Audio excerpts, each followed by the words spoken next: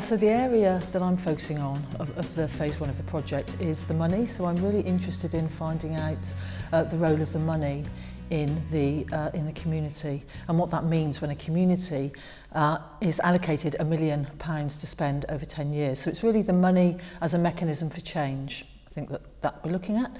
So there are previous initiatives that have been introduced in community-based initiatives to do with engagement and empowerment, with varying degrees of financial investment and also levels of community control. But the results are mixed, so it's sort of unclear really how effective those initiatives have been. And we don't really know what it means exactly to have £1 million, that amount of money in the community, with the community having control of it. So we really want to unpack the finer details of what actually is going on when that happens. So that's my focus really, is okay, what's going on here with the money when the community is in control or has control of £1 million over 10 years with support and with some sort of structural guidelines built in.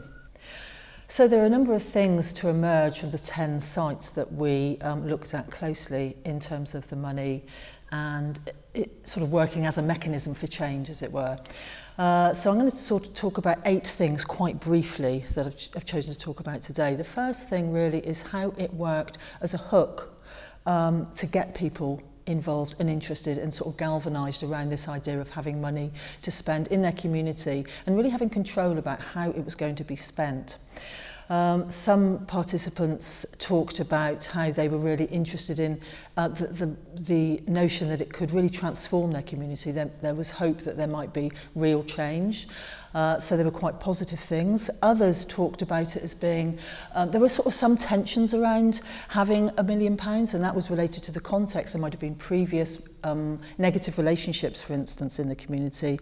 And so those, there were instances of people being a bit more cynical about the money and sort of saying, well, we've had funding before and it's run out and we haven't really had control of it. So there were instances where, although it drew people in, there could also be some challenges and some tensions very initially, and a sort of a misunderstanding actually too about how much control the residents had. So there might have been some groups in some of the communities that actually didn't quite follow that it was going to be the communities that were in control of that £1 million over 10 years, and that caused some difficulties to start with that I think seem to be being worked through. So maybe that is sort of a natural part of this sort of new initiative, because it's quite a sort of a new initiative for this amount of money, over 10 years, but also for residents to have control.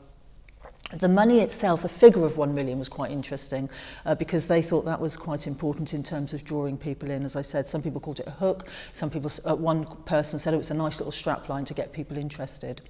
So I think in that sense, it really did work quite well as a mechanism to engage and connect communities, to bring people together, to have conversations about the possibilities and how they could change the area that they lived and how they could make it a better place to live. The second point, which is directly related to that, that they talked about, was how they could, it was an opportunity, it sort of enabled priority setting. So because people were coming together to talk about the £1 million and how they could spend it, of course they had to discuss amongst themselves in the communities, and that's residents, but also organisations and agencies too, how that money should be spent. So what they prioritised became clear through these conversations. So I think that worked as a mechanism in that sense too, not only bringing people together then, but also as a mechanism to enable early priorities, which might change and develop, of course, over time.